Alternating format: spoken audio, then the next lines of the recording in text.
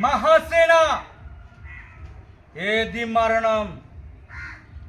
మన గుండె ధైర్యం కన్నా శత్రు బలగం పెద్దదని కూడా మరణం. రణరంగంలో చావు కన్నా పిరికితనంతో బ్రతుకునడం మరణం.